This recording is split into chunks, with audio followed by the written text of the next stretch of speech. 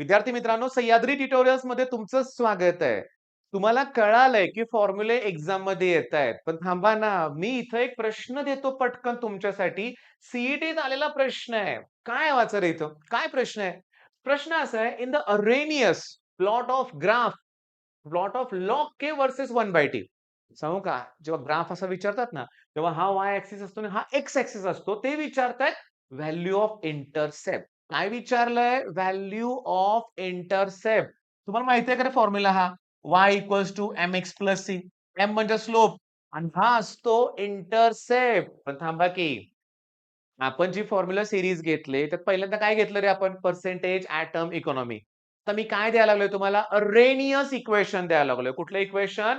Arrhenius equation. का द्यायला लागलोय? सांगतो. बोर्डच्या एक्झाम मध्ये आलेला प्रश्न आहे. Which of the following is Arrhenius equation? सीईटीला सेम प्रश्न आलाय. Which of the following is Arrhenius equation? Okay. सीईटीत प्रश्न आलाय. Which of the following is Arrhenius equation? हा पण प्रश्न आहे, पण त्याच बरोबर ग्राफ पण विचारलेत. मग नेक्स्ट व्हिडिओमध्ये मी तुम्हाला काय प्रोव्हाइड करणार आहे माहिती आहे का? Integrated rate law. त्याच्यात पण ग्राफ आहेत. प्रिंटिंग मिस्टेक आहेत पुस्तकात. मी एक्सप्लेन करतो ना. मग त्याला सुरुवात करूया. हे आहे अरेनियस इक्वेशन. हे काय आहे सांगा? अरेनियस इक्वेशन केमिकल कायनेटिक्स मध्ये ना, लक्षात घ्या. मी तुम्हाला सांगतो, इथे दिले ते relation between rate of reaction आणि टेम्परेचर. काय रे सांगतो? के रेट कॉन्स्टंट आहे, equals to A E raise to minus EA RT. EA म्हणजे ऍक्टिव्हेशन एनर्जी. याचं काय डेरिवेशन आहे का नाहीये? तुम्हाला हा फॉर्म्युला लक्षात ठेवायचा आहे. आता मी जर दोन्ही बाजूचा लॉग घेतला, log to the base 10 K, याचा मी लॉग घेतला. लॉग टू द बेस 10 सुरुवातीला कशाला? एल एन म्हणूया आपण. L N K equals to L N A plus L N E raise to minus E a upon R T. सांगू का? L N म्हणजे log to the base E असतो. मग मला सांगा, इथं बेस ई जर असेल तर ई ला हे कॅन्सल होणार. ई हे रेस टू टर्म आहे ती पुढे येणार. म्हणजे L N K equals to L N A minus E a upon R T. Okay. आता मी काय करतोय ते लक्ष द्या. मी प्रत्येकाला मी तुम्हाला सांगतो, मला log to the base 10 E आहे ना, त्याला लॉग टू द बेस 10 मध्ये कन्व्हर्ट करायचंय. त्यासाठी 2.303 न मल्टिप्लाय करावं लागतं.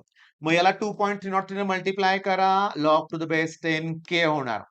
याला 2.303 न मल्टिप्लाय करा, लॉग टू द बेस 10 ए होणार. मल्टिप्लाय करा म्हणतोय मी. केलंय कुठं का? केलंय का नाही का? याला मल्टिप्लाय करा, याला पण मल्टिप्लाय करा. मग तुम्हाला असं वाटेल, ह्याला पण करा की मल्टिप्लाय. तसं नाहीये. मी मॅथमेटिकल कुठली गोष्ट करत नाहीये. मी इथंच फक्त ईचं 10 कन्व्हर्ट करण्यासाठी इथं मल्टिप्लाय केलं पाहिजे इथं. पण नेक्स्ट स्टेपमध्ये मी काय करणार आहे माहितीये का? प्रत्येकाला 2.303 ने डिव्हाइड करणार आहे. म्हणजे मला डायरेक्ट हे रिलेशन मिळेल. 2.303 आरटी. माझा अनुभव आहे सांगतोय. सर नाही कळालं तुम्ही काय म्हणलं ते. नाही कळालं. नाही कळालं ना, मी आहे ना परत एक्सप्लेन करणार. सांगतो कसं बघा. चला करा मल्टिप्लाय. लागू दे 2 स्टेप, काय हरकत नाही. 2.303 मल्टिप्लाय करा. लॉग टू द बेस 10 के मध्ये कन्व्हर्ट होईल. 2.303 मल्टिप्लाय करा. लॉग टू द बेस 10 मध्ये कन्व्हर्ट होईल. यात काहीच करायचं नाही आपण. कन्व्हर्जन कुठल्या यात नाहीच आहे. ओके. आता मी काय केलं कळालं का? प्रत्येकाला डिव्हाइड केलं. मग मला काय मिळालं सांगा बघू?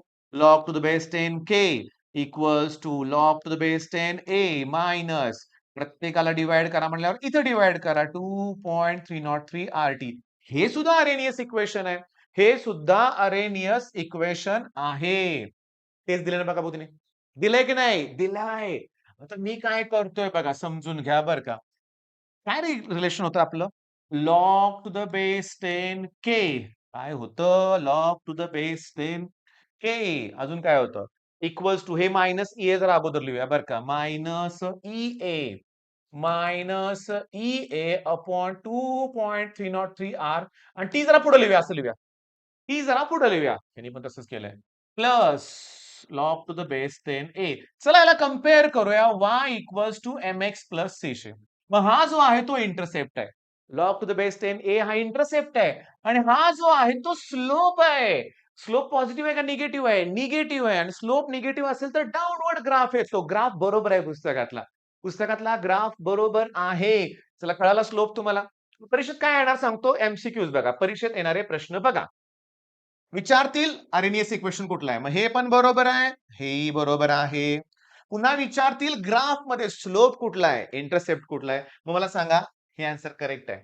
हे आन्सर करेक्ट आहे कारण log to the base 10 A हा आहे इंटरसेप्ट आणि स्लोप कुठला आहे सांगा बघू -EA/2.03R -EA स्लोप विचारलाच नाही प्रश्नच मिटला. आता मी तुम्हाला होमवर्क देतोय काय ते बघा की आपले व्हिडिओ 5-7 मिनिटाचे असणार आहेत.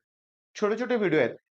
एक काम करायचं आहे की अरेनियसचे या टाइपचे 2 इक्वेशन्स तयार करायचे. बघा मी तुम्हाला होमवर्क देतोय. इथे लिहायचं K1 इथे लिहायचं T1 नंतर दुसरं K2 T2 आणि त्यांचं सबट्रॅक्शन करायचं. ही टर्म कॅन्सल होईल. सबट्रॅक्शन करताना मायनस प्लस होईल. कॉमन काढा. क्रॉस मल्टिप्लिकेशन करा आणि मला पाहिजे काय ते तुम्हाला सांगतो. मला पाहिजे हा formula. Log to the K1 K2 T1 T2 subtraction करा. हे log to the base 10 A cancel होईल. केलं का सबट्रॅक्शन? पुन्हा कॉमन वगैरे काढा आणि हा फॉर्म्युला पाठ करा. या फॉर्म्युल्याची गंमत सांगतो. लॉग मध्ये नेहमी K1 K2 देणार ना, त्यातलं जो मोठा आहे तो वरती घ्यायचा. बघा मी काय सांगतोय, K2 वरती आलं तर T2 मायनस T1 येईल. K1 जर मोठा असतं तर T1 मायनस T2 येईल. होय. मग आता तुम्हाला या व्हिडिओमध्ये मी तुम्हाला डिक्लेअर केलंय, की अरेनियस इक्वेशन आणि तुम्हाला कळालंय ग्राफ. अरे किती प्रश्न सीडीत होणार आहेत माहितीये का? परफेक्ट होणार आहेत. नेक्स्ट व्हिडिओला मी इंटिग्रेटेड रेट लॉग घेणार आहे विथ ग्राफ हे लक्षात घ्या. मग हे व्हिडिओ जास्तीत जास्त मुलांना शेअर करा. पुस्तकातील न्यूमेरिकल सॉल्व्ह जरा बघा. फॉर्म्युले तरी बघा पहिल्यांदा. सीडीत डायरेक्ट प्रश्न असतात. करा सगळं. All the best.